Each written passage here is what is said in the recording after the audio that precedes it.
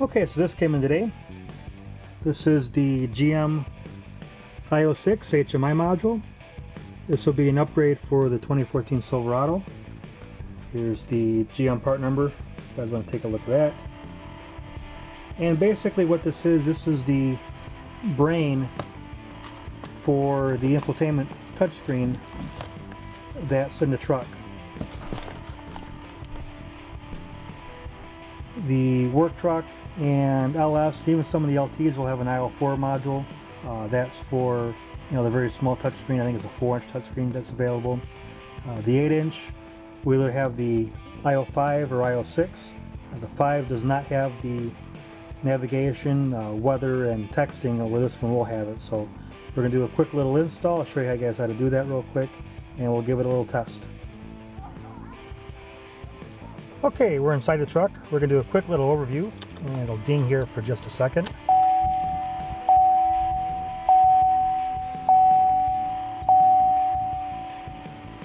This truck has the 4-inch dash cluster LCD screen, and it also has the 8-inch infotainment screen. I have the hood open at the moment there. The information screen here in the cluster gives you quite a bit of an assortment of different information to go through.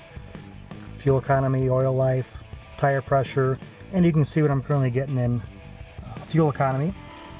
If you have the GMC version, this is really the same thing. There's a couple of color and cosmetic differences. Unless you end up with the Denali, then you have a full display that includes the 4 gauges up at the top. This has the electronic 4-wheel drive. Sorry, no trailer brake, and the light control including fog lamps, Bluetooth, hands-free, redundant controls, a few different things there in the bottom. This is again the 8-inch screen. I'll just bring it to the home here, and you can see this one has, you know, the stereo, which includes the Bluetooth media for your iPod or Android device. Telephone, including contacts and all that good stuff. Now the navigation on this is really not navigation, it's a compass. Now when I got this truck, it had OnStar as a promotion for the first, I think it was 6 months. And what I was able to do is there was a button on here which I can call OnStar. Either there, here, or up on the dash. There's a few different redundant controls there. Not the dash, the mirror, excuse me. And I could call, I would get a live person, which was really kind of cool, and I would give them an address or destination, and I would get the audio turn by turn, as well as just some arrows, you know, left turn coming up on such and such route. So what I wanted to do, and that's the reason for doing this video, is to install the GM navigation to the truck, so I would have a map and have a much better, you know, navigation system on this, other than the OnStar, which is, you know, since expired anyway. So we're going to do a quick little how-to on that, and we'll see how it goes.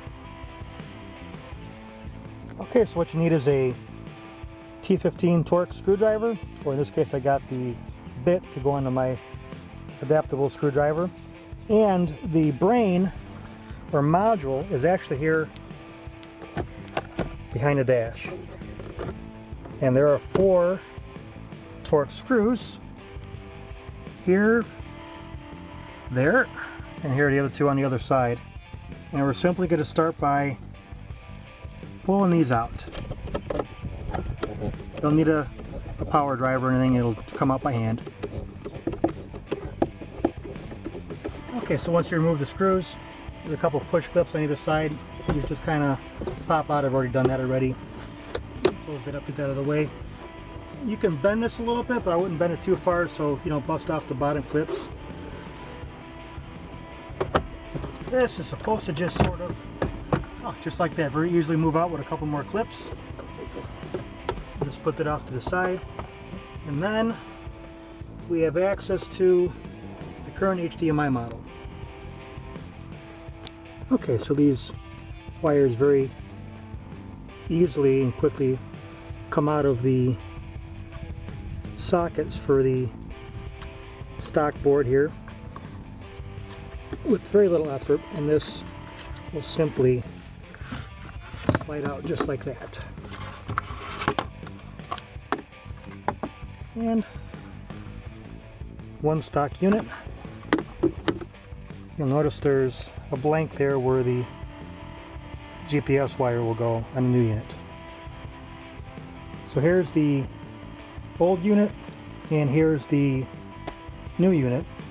One thing worth mentioning is if you can get this from the factory already installed, they charge you the difference from this unit to this unit, and they call it a $500 option. So this unit is cost A and this is cost A plus $500. If you're doing what I'm doing, the retail or MSRP on the new unit is $1,699. That's $1,699. Now I was fortunate enough to come across a place called Digital Dash Solutions. We were able to agree on a very nice price, so I didn't pay anywhere near that, but it was still a lot more than getting it from the factory just as a $500 option. So something to consider when making your purchase. And there's nothing wrong with doing what we're doing here, it's just a little bit more expensive doing it this way. So here's a new box partially installed. All the wires are color coded, so you've got the GPS antenna here. I just have it resting here at the moment. You get a blue, I'm not quite sure what the green's for, a black, and this is the last one. It just, doing this one-handed, but it just very simply pops in like that, and you turn it to its bracket, which is a little loose, up there in the dash, just like that. And we'll put it back together and we'll give it a test.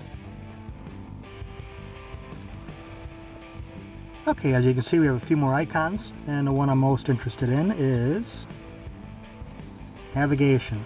As you can see there, it looks like everything's working okay. The next question is where to put the antenna. And I haven't really researched to see where GM normally puts their stock antenna, but as you can see, there's quite a bit of cable there. You can put that wherever you like.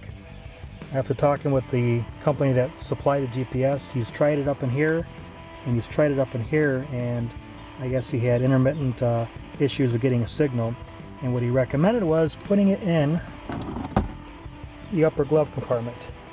So it looks like there's some room right up in here where the wire will have room to breathe and not get pinched anywhere.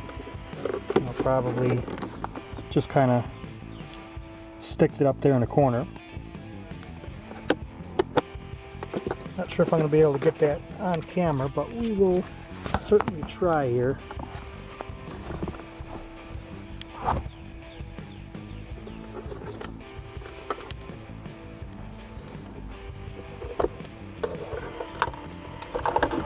Wire going in. And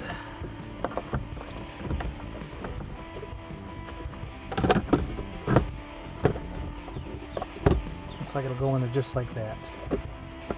I'll remove the slack and I'll peel that off, and looks like that's a peel off. Now I get some peel off, and I'll probably just stick that, probably something like that, real discreet out of the way, and we'll see how that works. Okay, so I'm almost done putting everything back together. I got the last of the T15s to put in. I did create a small little channel right up in here for the wire to run through. I didn't think it was going to pinch, but once I got it all put back together, it was pinching up on here in a lip.